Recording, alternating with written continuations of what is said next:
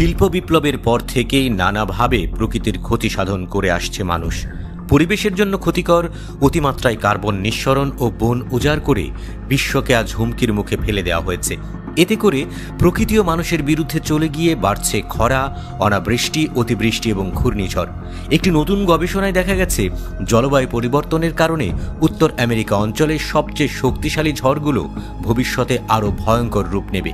এসব ঝড়ে যুক্তরাষ্ট্রের পূর্ব উপকূলে ভয়াবহ বৃষ্টি, তুষারপাত এবং বন্যায় ব্যাপক ধ্বংসযজ্ঞ ও প্রাণহানি ঘটাবে বলেও আশঙ্কা করা হচ্ছে। উত্তর আমেরিকা অঞ্চলের ওই ঝড় নরইস্টার্স নামেও পরিচিত।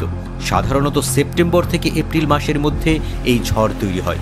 মূলত ঝড়গুলো উত্তরের ঠান্ডা আর্কটিক বায়ু এবং আটলান্টিক মহাসাগর থেকে আসা উষ্ণ আর্দ্র বায়ুর তাপমাত্রার পার্থক্যের কারণে শক্তিশালী হয়ে ওঠে। যুক্তরাষ্ট্রের পূর্ব উপকূলের ঘনবসতিপূর্ণ শহরগুলোর জন্য এই ঝড়গুলো এক ভয়াবহ হুমকি।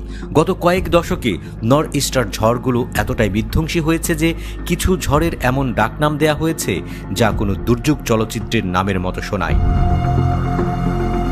1993 সালের মার্চের ঝড় ছিল রেকর্ড করা সবচেয়ে ভয়ঙ্কর ঝড়গুলোর মধ্যে একটি। এটি ঘন্টায় 100 মাইলের বেশি বেগে আঘাত হানে। সেবার ঝড়ের প্রভাবে কিছু জায়গায় প্রায় 60 ইঞ্চি তুষারপাত ঘটে। প্রাণ হারায় 200 জনেরও বেশি মানুষ।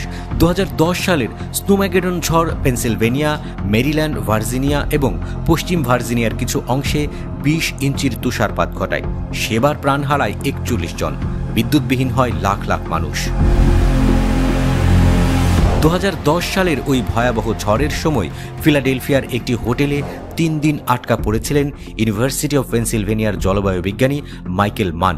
এই অভিজ্ঞতা থেকেই তার মনে প্রথম কৌতূহল জাগে কিভাবে এই ঝড়গুলো বৈশ্বিক উষ্ণায়নের দ্বারা প্রভাবিত হতে পারে।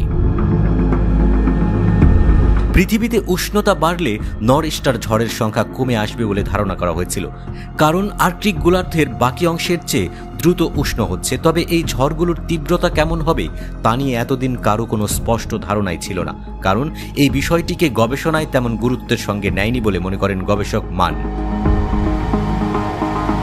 এদিকে নর্থ ইস্টার ঝড়গুলোর ইতিহাস বিশ্লেষণ করে একটি ডিজিটাল অ্যাটলাস তৈরি করেছেন বিজ্ঞানীরা। তারা মোট 900টি ঝড় বিশ্লেষণ করেছেন। সোমবার এ নিয়ে কার্যবিবরণী প্রকাশ করেছে বৈশ্বিক বিজ্ঞানীদের সংস্থা ন্যাশনাল একাডেমি অফ সায়েন্সেস। গবেষণা অনুসারে 1940 সাল থেকে উত্তর আমেরিকা অঞ্চলের নর্থ ইস্টার ঝড়গুলোর সর্বোচ্চ বাতাসের গতি প্রায় 6% বৃদ্ধি পেয়েছে। বিশ্লেষণ অনুসারে এই ঝড়গুলোর মাধ্যমে বৃষ্টি, তুষারপাতের হারও প্রায় 10% বৃদ্ধি পেয়েছে। আমেরিকার উত্তর পূর্ব উপকূলে বসবাসকারীদের তাই সতর্ক করেছেন উডওয়েল ক্লাইমেট রিসার্চ সেন্টারের সিনিয়র বিজ্ঞানী জেনিফার ফ্রান্সিস। তিনি বলেন, উত্তর পূর্বে নর্থ ইস্টার আঘাত হানে, তাই সেখানকার বাসিন্দাদের এখন থেকেই সতর্ক হওয়া উচিত। ঝড়ের পরের ক্ষয়ক্ষতি সরানোর চেয়ে আগে থেকেই প্রস্তুতি নেওয়া কম ব্যয়বহুল।